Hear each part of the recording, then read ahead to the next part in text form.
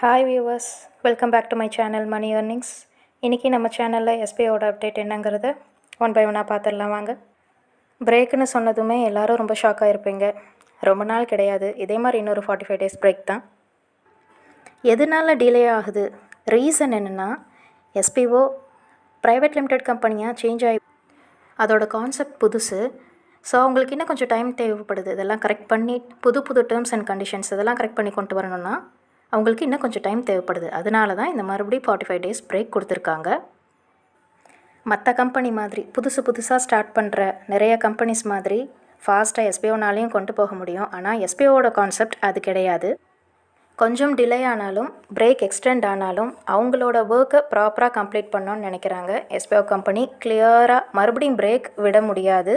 அதுக்காக சங்கர் சார் ஆடியோவில் சொன்னது தான், மறுபடியும் பிரேக் விட்டுட்டு இருந்தால் இதனால் எல்லாரும் பாதிக்கப்படுவாங்க. அதனால் இப்போவே கிளியராக எல்லாத்தையும் கம்ப்ளீட் பண்ணி இனி ப்ரைவேட் லிமிடெட் ஸ்டார்ட் பண்ணி ஸ்மூத்தாக கொண்டு போவாங்க. யாரும் பேனிக் ஆக வேண்டாம். ஃப்ரீ ஜாயினிங், ரெஃபரலே இல்லாமல் உடனே வித்ட்ரால் பண்ணி பணம் எடுத்துக்கிற மாதிரி இன்னும் புது சேஞ்சஸ் கொண்டு வரனால நிறைய ஆஃபர்ஸ் வரனால அதோட கான்செப்டே புதுசு. ஸோ சாஃப்ட்வேரை டோட்டலாக சேஞ்ச் பண்ணி ஆகணும். எஸ்பிஓவில் நம்ம பணம் எடுக்கிறதுக்கு வித்ட்ரால் ரிக்வெஸ்ட்டுங்கிற அந்த ஒரே ஒரு ஆப்ஷன் மட்டும் இருந்துச்சு. அது கூட அடிஷ்னலாக இன்னொரு 2 மெத்தட் கொண்டு வர போகிறாங்க. அதுக்குண்டான வேலைகளை அவங்க பண்ணணும். டாஸ்கில் சேஞ்சஸ் வருது. சேஞ்சஸ் வந்தாலும் டாஸ்க் அவ்வளோ ஒன்றும் கஷ்டமாக இருக்காதுன்னு சொல்லியிருக்காங்க. டாஸ்கில் சின்ன சேஞ்சஸ் கொண்டு வந்திருக்காங்க தான். அதுக்காக டாஸ்க் ரொம்ப கஷ்டமாக இருக்கும் அப்படின்னு யாரும் நினச்சிக்க வேணாம். சின்ன சேஞ்சஸ் கொண்டு வந்திருக்காங்க. ஆனால் டாஸ்க் எந்த அளவுக்கு நம்ம மக்களாகிய எல்லாரும் படித்தவங்க படிக்காதவங்க எல்லாரும் ஈஸியாக பண்ணுற மாதிரியான டாஸ்க் தான் கொண்டு வந்திருக்காங்க. டாஸ்க் ஈஸியாக கொடுக்குறதன் மூலமாக தான் அவங்களுக்கு ஜாயினிங் இன்க்ரீஸ் ஆகும். டாஸ்க் கஷ்டமாக இருந்தால் யாரும் அவ்வளோ சீக்கிரம் ஜாயின் பண்ண மாட்டாங்க. நியூ ஜாயினர்ஸ்க்கும் புரிகிற மாதிரியான டாஸ்க் தான் கொடுப்பாங்க. இவ்வளோ நாளாக எஸ்பிஓவில் ஆர்டிக்கல் ரீடிங் ஒர்க் எப்படி இருந்துச்சோ சின்ன சேஞ்சஸோட அதே மாதிரி தான் ஈஸியாக தான் இருக்கும். யாரும் பயப்பட வேண்டாம். ரொம்ப கஷ்டமாலாம் கொடுத்துட மாட்டாங்க. பெரிய கஷ்டம்னு எதுவும் இருக்காது. அதையும் ஆடியோவில் மென்ஷன் பண்ணியிருக்காங்க. எஸ்பிஓவை பார்த்து நிறையா பேர்த்தோட கேள்வி இப்போ என்ன இருக்குன்னா, ஃப்ரீ ஜாயினிங்லாம் கொடுத்தா நிறையா பேர் உள்ளே வந்துடுவாங்களே. ஆல்ரெடி சாஃப்ட்வேர் இஷ்யூஸ் இருந்துச்சு, டக்குன்னு சாஃப்ட்வேர் எடுக்காது. இப்போ எப்படி சார் இத்தனை பேர் உள்ளே வந்துட்டால் சாஃப்ட்வேர் எப்படி ஒர்க் ஆகும், ஃபாஸ்ட்டாக ஒர்க் ஆகுமா, இந்த மாதிரி கொஸ்டின்ஸ் எல்லாம் நிறையா இருக்குது. அதுலேயும் எஸ்பிஓ சேஞ்சஸ் கொண்டு வந்திருக்காங்க.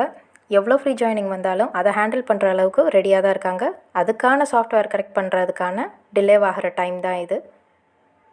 சைட்டில் எந்த இஷ்யூஸும் வராமல் கரெக்ட் பண்ணிடுவாங்க. பிரேக் எவ்வளோ நாள் இருக்குன்னா minimum 40 days, maximum 45 days break சொல்லியிருக்காங்க. மறுபடியும் இந்த இவ்வளோ நாள் பிரேக்கும் எதுக்காகன்னா, இதை வேறு எந்த கவர்மெண்ட் ஆஃபீஸர்ஸ் இந்த மாதிரி பண்ணுற வேலை கிடையாது. சங்கர் சார் அவரோட டீமும் மட்டும்தான் இவ்வளோ நாள் அவங்களுக்கு வேலை இருந்துச்சு. இனிமேல் இவங்கெல்லாம் சேர்ந்து மட்டும்தான் இதெல்லாம் கரெக்ட் பண்ண போகிறாங்க. ஸோ அதனால் இவ்வளோ பிரேக் இருக்குதுன்னு சொல்லியிருக்காங்க. எந்தெந்த ஃபங்க்ஷன் எவ்வளோ நாளில் முடியும், இந்த பிரேக்குள்ளே எந்தெந்த ஒர்க்கை எவ்வளோ சீக்கிரம் முடிக்க முடியுங்கிறத ஒரு அழகாக ஒரு லிஸ்ட்டு போட்டு அதன் மூலிமா தான் ஒர்க் பண்ணிகிட்ருக்காங்க. ஸோ அதெல்லாம் வச்சு கால்குலேட் பண்ணி தான் நமக்கு இந்த பிரேக் டைம் சொல்லியிருக்காங்க. மேக்ஸிமம் 45 daysக்குள்ளார எஸ்பிஓவில் சாஃப்ட்வேரோட சேஞ்சஸ் அதெல்லாம் கண்டிப்பாக கொண்டு வந்துட முடியும். அதுக்குள்ளே கண்டிப்பாக கிளியர் ஆயிரும்னு சொல்லியிருக்காங்க. நமக்கு வெளியே எதுவும் பெருசாக தெரிய போகிறதில்ல.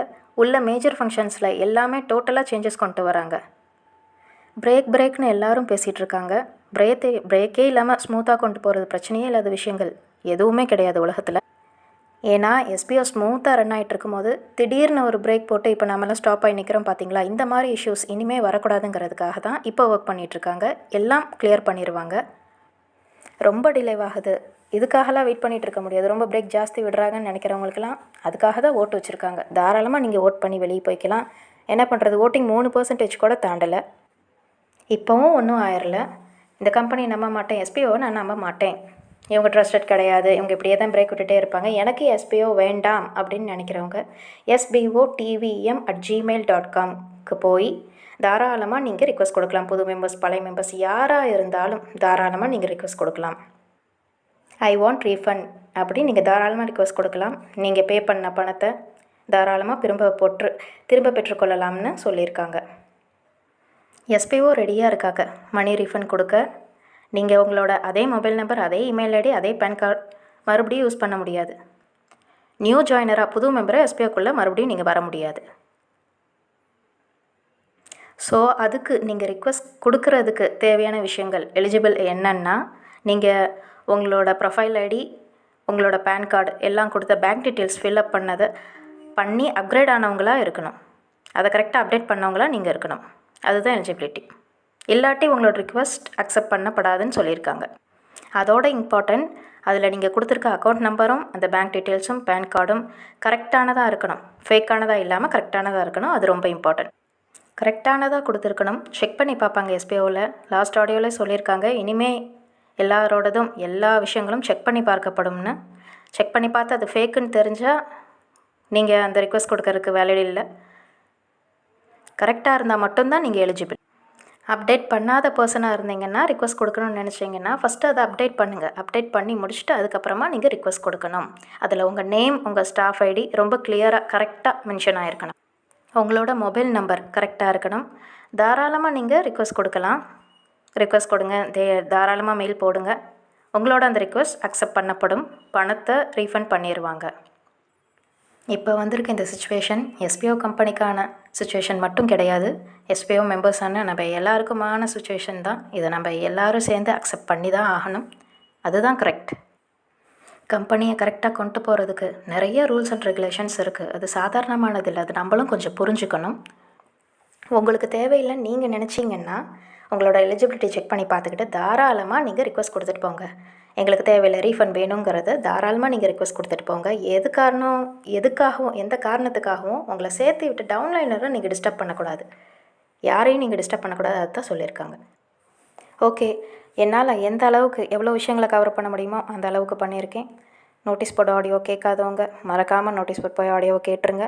ரொம்ப லென்த்தான ஆடியோ, 70 மினிட்ஸ் ஆடியோ. கண்டிப்பாக எல்லோரும் எஸ்பிஓ மெம்பர்ஸ் எல்லோரும் கேட்டிருக்கணும். அப்போ தான் உங்களுக்கு புரியும் எந்தெந்த விஷயத்துக்கான கிளாரிட்டியெல்லாம் கொடுத்துருக்காங்கன்னு. எல்லா விஷயத்துக்கான கிளியரன்ஸும் இந்த தடவை ஆடியோவில் கிடச்சிருக்கு.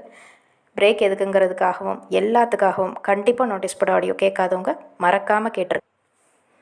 ஓகே, ஸோ என் சேனலை நீங்கள் இப்போ தான் ஃபர்ஸ்ட் டைமாக பார்க்குறீங்கன்னா என் சேனலை மறக்காமல் சப்ஸ்கிரைப் பண்ணிக்கோங்க. எஸ்பிஓட அப் டு டேட் நியூஸ் உங்களுக்கு கிடைக்கும். மறக்காமல் பக்கத்தில் இருக்க பெல் சிம்பலை கிளிக் பண்ணிக்கோங்க. அப்போ தான் நான் போடுற எல்லா ஆடியோவும் வீடியோ எல்லாமே உங்களுக்கு நோட்டிஃபிகேஷன்ஸாக கிடைக்கும். தேங்க்யூ.